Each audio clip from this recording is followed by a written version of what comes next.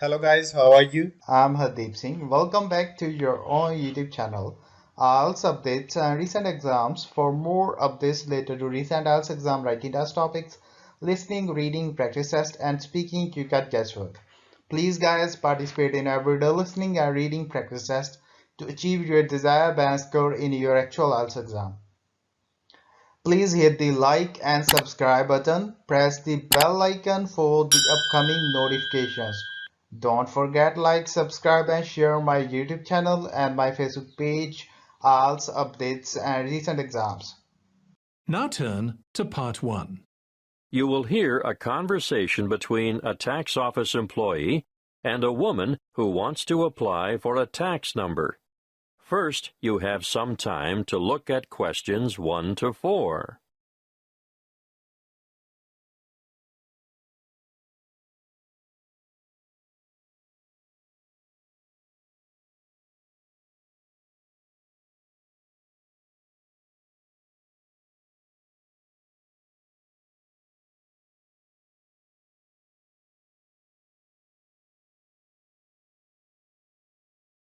Now we shall begin. You should answer the questions as you listen, because you will not hear the recording a second time. Listen carefully and answer questions 1 to 4. Good morning, tax office. How can I help you? I'd like to apply for a tax file number. Are you a citizen? No, but I'm told I still need a number. So what is your residency status? Are you a permanent migrant or perhaps a temporary visitor? Oh, I'm a permanent migrant. And you need a TFN? A what? A TFN. It stands for tax file number. Yes, what is that exactly? It's a unique number we issue to individuals and organizations to help administer tax collection and other government systems. Why do I need one? In actual fact, you don't. What do you mean? It's not compulsory, you know. But I should get one? Well, it's a good idea. Otherwise, you'll have more tax withheld from your wages or salary. In fact, you won't be eligible to participate in the PAYE, that's pay-as-you-earn system, and you couldn't apply for income support or other benefits. You wouldn't have to pay the Medicare levy, but then you wouldn't be entitled to claim Medicare benefits either. I'd better have one then. Okay. So you're currently living in this country, right? Yes. What kind of visa do you have? A working visa? Well, I did have one because after my student visa expired, I went back home and worked for a year before applying for a job here. The job turned out to be permanent and full-time, and my employers wanted me to settle here. So now I have a permanent migrant visa. Now, once you have a file number, you never need to reapply. Even if your circumstances change, for example, if you get married or decide to take an English name, they'll even use the same one when you retire and apply for a government pension. I see. Have you ever had a TFN before? No. Right. Let's get on with the application process now. Before you hear the rest of the conversation, you have some time to look at questions 5 to 10.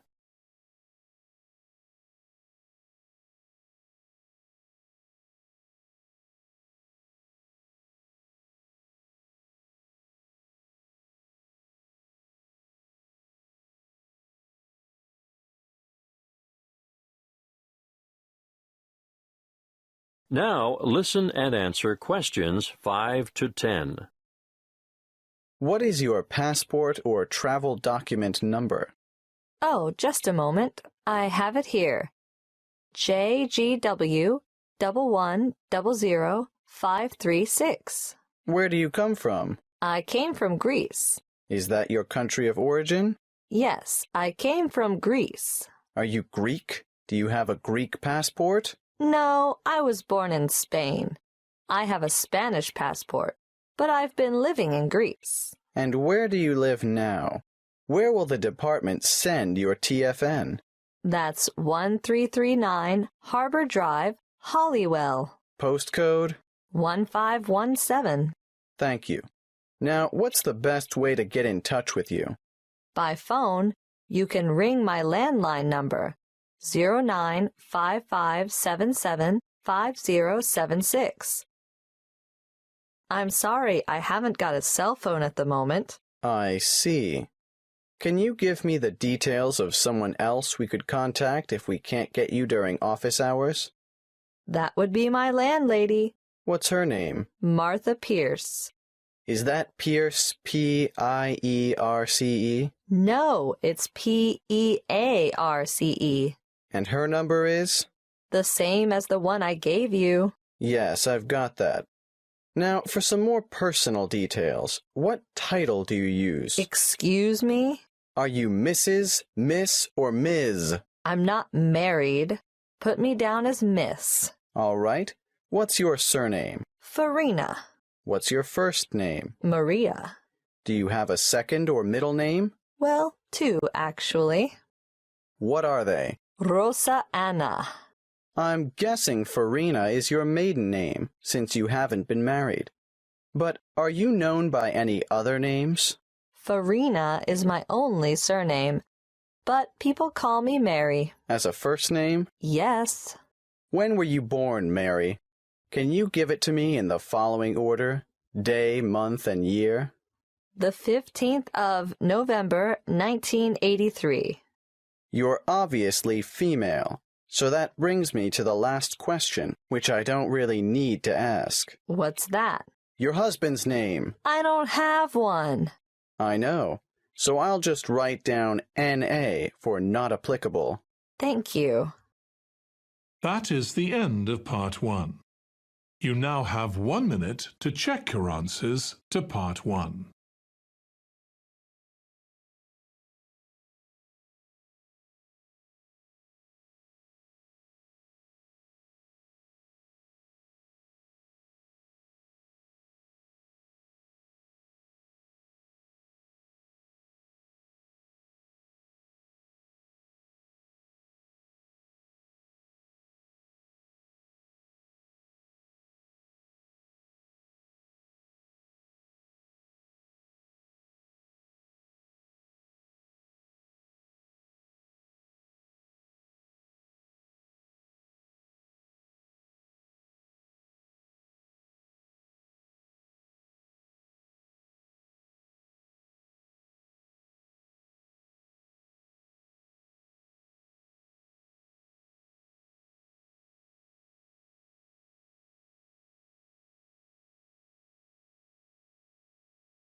Part 2. You will hear a talk about keeping children safe on the Internet. First, you have some time to look at questions 11 to 16.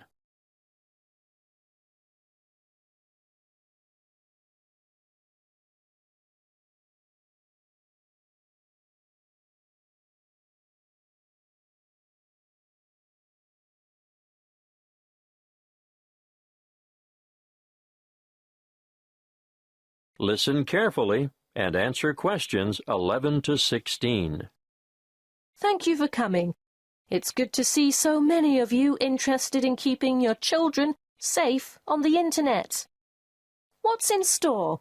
Well, firstly, I'm going to talk in general about some common sense ideas and rules for young ones using the computer. Then, I'll give you some information on free educational websites. Finally, we'll finish with question time. I'm sure most of you think that the Internet can be a frightening place in which to let your children roam loose. But let me remind you that it can also be a fountain of knowledge and education. The trick is to avoid the former and utilize the latter. There are programs available both in your local electronics supply shop and free to download that will keep your child safe to a certain degree on the World Wide Web. A popular one is Online Family Norris, which bars things like military and social websites. I wouldn't advise you to rely solely on a program to protect your family, though. As good as it is, you cannot abdicate your responsibility as a parent. I'm sure you all know that, or you wouldn't be here. When all is said and done, the best way to keep children safe is to educate them and keep an eye on them. For this reason, you should make sure the computer which your child uses is kept in a communal space, where you can look over their shoulder from time to time. It is paramount that you teach them never to divulge their proper or full name, and to never provide personal information, such as where they live or what their phone number is. Tell them that online friends must remain just that, online, unless they are supervised. It is difficult, I know, to teach children about the dangers of the world when they are so naive, so trusting and innocent. But without going into great detail, you must alert them to the possibility that the people they are chatting with may not be who they say they are. It's also sensible not to give them their own email address until they are old enough to use the internet safely. So, all communication from websites will go through you. When they are old enough to use social sites like Facebook and MySpace, teenagers need to know that whatever postings they put on the web will remain accessible forever. Nothing is ever really deleted there. And embarrassing pictures or remarks may come back to haunt them one day. For instance, when they apply for a job, they could jeopardize their chances, as the employer or human resources staff will look on the web to find out more about their potential employee, and they may be shocked by what they find there. Not the sort of stuff an applicant would want on his or her CV. It can also make them more vulnerable to bullying. Unfortunately, bullying on social sites is another thing to look out for, and I have to tell you, it's on the increase. It's a very difficult issue to deal with, but something that is more easily detected if the computer is kept in a family space. If we can put these negative issues aside, let's not forget that the internet is also a wonderful place for children of all ages. Teenagers may be mostly networking on social sites or completing research that they've been asked to do as part of their homework assignments, but younger children can get assistance with mathematics, spelling and reading on a variety of free and paid-for sites. Before you hear the rest of the talk, you have some time to look at questions 17 to 20.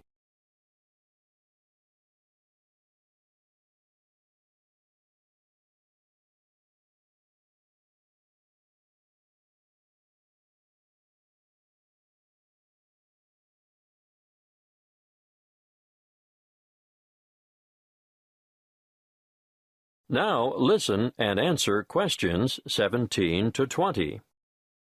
A good way for children to learn and have fun at the same time is the website mathtutor.com. They can practice mathematics on this site, no matter what their level, while they compete against other children from all over the world. And here's a fun way for primary school children to learn the spelling words for the week. It can be such a chore for some children. They just type them in and play games to learn them. What's that? The website? Oh, sorry. Yes, you'll need to go to spellcity.com for that. The one I'm going to tell you about now is one of the most practical sites that's popular with people of all ages. Children, or parents for that matter, can learn to touch type as they sing along with songs. And there's a variety of funny characters to help you enjoy yourself as you learn. In this day and age, typing is essential, Everyone should be able to type fast and accurately. So, go to beeb.co/typing and try it out. Don't just leave it up to the kids. Here's a site that parents can use to download worksheets to extend their children by giving them further practice. It's called coolresources.com, and I can really recommend it, particularly for middle school students. Now, are there any questions? That is the end of Part 2. You now have 30 seconds to check your answers to Part 2.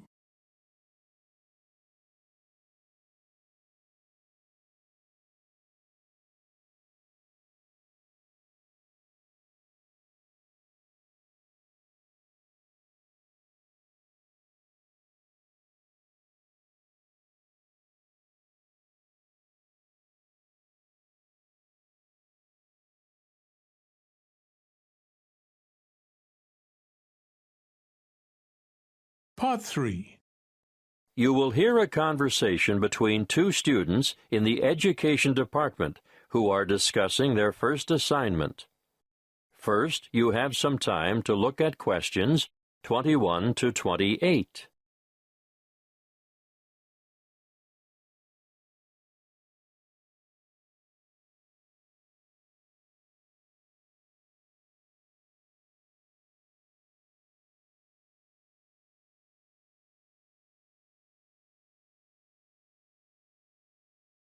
Listen carefully and answer questions 21 to 28.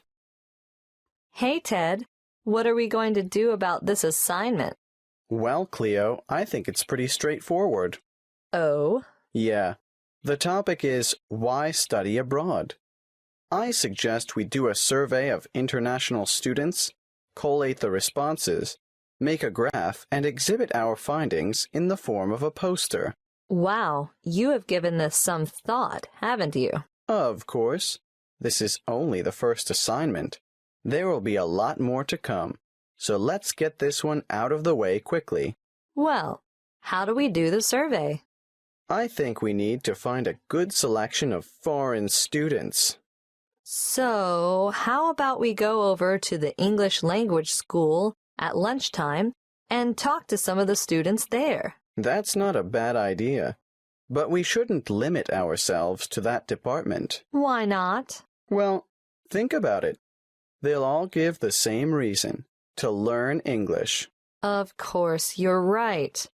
Well, one of us could cover the language school, and the other could go around the business school. Yes, I know there are a lot of internationals there, too, but I think a random sample from foreign students on campus might give us a better range of answers. What are we going to ask them? Why are you studying abroad? An open question like that could mean we get hundreds of different responses. It would be better if we made up, say, 10 reasons and asked each respondent to place them in order of importance. You're right. That would certainly make collation easier. Any ideas about what these 10 reasons might be? Sure. I've got enough foreign friends to know quite a lot about what motivates them. Okay. Number 1 is... I think that's obvious. How about study abroad is the best way to learn a language? And number 2 is obvious as well. I know. Study abroad gives you the chance to travel. What's third? It's either culture or friendship. Okay, let's go for culture. Study abroad gives you first-hand experience of a different culture. Not just that, but it gives you new experiences as well. Not all of them are good, but it's meeting those challenges and adapting to new situations and solving problems and so on. Let's make that a separate reason. How about study abroad, will compel you to develop new skills? Sounds good. Then study abroad promotes international friendship. What are we up to now? Wait, that was number 5. Do you think learning about yourself is the same as developing new skills? No, I think it's quite different. Probably more closely related to culture. You really mean embracing new concepts and perceptions, don't you? Yes, and reconsidering one's own beliefs and values, or at least seeing them through new eyes. We could make the next one and call it something like, Study abroad provides the opportunity to learn about yourself. We ought to throw in a few about study and work, because I'm sure that rates highly with many foreign students. Of course. Study abroad gives you the opportunity to expand your academic, Academic what? Let's simplify it. Make it the opportunity to study different subjects. Yes, good. It can also enhance the value of your degree. How's that? Well, I think you can take courses you would never have had the opportunity to take on your home campus, and employers will know also that your language skills have been given quite a boost. Isn't that the same as number 7? No, I think it's a separate issue. All right, keep it. Now, I think this next one is more important. Shall I change the order? No, no need. The students are going to rank them according to their views. So what is it? Study abroad enhances employment opportunities. Ugh, why didn't I think of that? Anyway, there's one even more obvious than that. Let me guess. Study abroad broadens your mind? Exactly. Okay. Now we have 10. Let's print off 100 questionnaires and go and do the survey. Before you hear the rest of the conversation, you have some time to look at questions 29 to 30.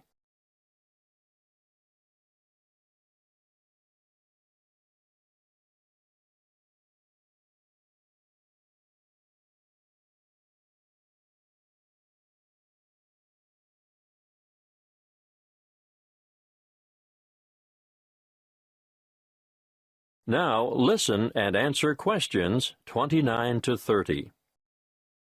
Did you hear about the National Geographic survey of American students between the ages of 18 and 24? Yes, it sounds as if they could benefit from study abroad. Did you know that only 1% of U.S. students currently study abroad? Anyway, back to that National Geographic survey. It was carried out internationally, and it was Sweden that came out on top. It's really amazing, isn't it? When given a map of the world, only 13% of American students were able to find Iraq, and the same for Iran. I know, and not surprisingly, I suppose, Afghanistan didn't fare much better. 83% couldn't locate it on the map. There must be something about that region. 76% couldn't identify Saudi Arabia either. But Asia didn't come off much better. Over half the students couldn't find Japan on the map. But do you know what's really incredible? Yes, I do. 11% of them couldn't even find their own country. It's no wonder the USA scored near the bottom, only 2 points above Mexico, which was ranked last. That is the end of part 3. You now have 30 seconds to check your answers to part 3.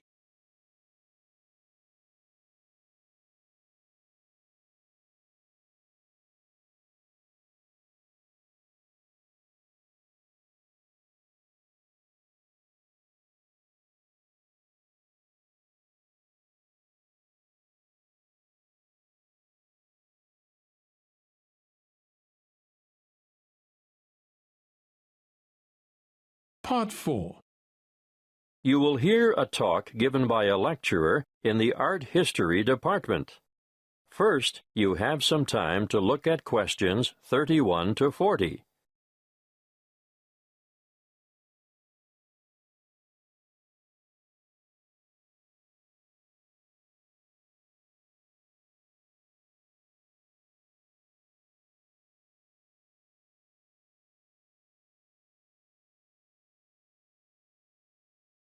Listen carefully and answer questions 31 to 40. In this lecture today, I'm going to introduce you to an American painter, Charles Willson Peale. You may be familiar with his portraits, but did you know that he never even saw a painting till he was a grown man? He was born in Maryland in 1741. His father died when he was 9, and the family struggled financially for the next few years, and Charles became a saddle-maker's apprentice. One day, he went to Norfolk for supplies, and there he saw paintings for the first time. He thought they were so bad that he felt sure he could do better, so he decided to make painting his career. In 1766, he went to London to study painting with Benjamin West. Whilst there, he painted this portrait in 1768.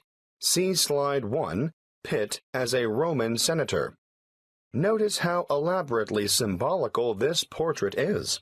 The symbolism arises, of course, from Pitt's famous speech to the British Parliament, where he draws an analogy between the ancient Roman Senate's view of a barbaric Britain and the prevailing European view of the time of a barbaric African continent fueling the slavery trade. Perhaps you didn't know that the Romans used Britons as slaves. But I digress. Back to Peale. He returned to America and in 1772 painted the first ever portrait of George Washington. See Slide 2. In 1773, he painted a group portrait of himself, his wife, mother, brothers, sister, his old nurse, and an unidentified baby. Just look at the slide. This painting is simply called the Peale family, and you can almost feel the exuberance of the family and their warmth towards one another. He enjoyed great success as a portraitist prior to the Revolution, and served with distinction in the Revolution. During this time, he became friends with George Washington, Benjamin Franklin, and Thomas Jefferson. After the war, he continued to paint, and when his wife died in the 1790s, as a result of her 11th pregnancy, he remarried. He had 17 children in all, naming the sons after famous painters or scientists. Although perhaps best known for his portraits of famous people, Peale liked novelty. Look at this slide of his 2 sons, Raphael and Titian, life-size, climbing a narrow stairway. This painting, The Staircase Group, 1795, was exhibited in a doorway as a trompe-l'oeil, and it is said that it did, in fact, fool the eye of George Washington. Even as far back as 1772, we can see his desire for difference in Rachel weeping. It's a rather macabre portrait of his first wife crying over the death of one of their children, their daughter Margaret. I'd like to show you one more slide to demonstrate his innovative approach. This is a portrait of his brother, James, sitting at his desk at night, with only his face illuminated by a lamp. This was painted much later than the others, in 1822. You know, Peale believed anyone could learn to paint, and he taught painting to his brothers, sisters, sons, daughters, nephews, nieces, and other relatives. 4 of his sons, Titian, Rubens, Rembrandt, and Raphael, became painters, as did his brother James. Before I finish, I'd like to tell you a bit more about Peale. He was active in politics for several years, and throughout his life, he maintained a lively interest in many branches of science. He was also an inventor who gained patents for a fireplace, porcelain false teeth, and a new kind of wooden bridge. He collaborated with Thomas Jefferson on what was known as the polygraph, a kind of portable writing desk. But it wasn't any ordinary desk. This one could make several copies of a manuscript at once. He also wrote papers on a wide variety of subjects, from hygiene to engineering. Oh, and he also tried his hand at inventing a fairly primitive but innovative motion picture technique, new types of eyeglasses, and a velocipede, which is a precursor to the bicycle. Now, some of the original velocipedes had pedals and some didn't. You sort of scooted along on them using your feet. Unfortunately, I can't remember which type it was that Peale worked on. He's also remembered for his work as a naturalist. He established the first scientific museum in America, and he even invented his own system of taxidermy. For those of you who aren't sure what taxidermy is, it's the art of preparing, stuffing, and presenting dead animals so that they appear lifelike. He was also well ahead of his time in that he placed his animals in a simulated natural environment. His most magnificent exhibit, however, was the complete skeleton of an extinct mammal known as a mastodon, which he helped excavate. The event was memorialized in his extraordinary painting, The Exhuming of the Mastodon. That is the end of part 4. You would now have 10 minutes to transfer your answers to the answer sheet. So guys, don't forget like, subscribe and share my YouTube channel and my Facebook page. IELTS updates and recent exams. For more updates related to recent IELTS exam writing test topics, listening, reading, practice test and speaking, you got guesswork. Please guys, participate in everyday new IELTS listening and reading practice tests to achieve your desired band score in your actual IELTS exam. For more IELTS material, visit my official website www.ieltsupdatesandrecentexams.com. The link is given below in the description. If you need PDF files of latest IELTS material, then please join my Telegram channel. So guys, please write your score below the comment section. Again, thanks for listening. God bless you all guys. Stay tuned, stay safe.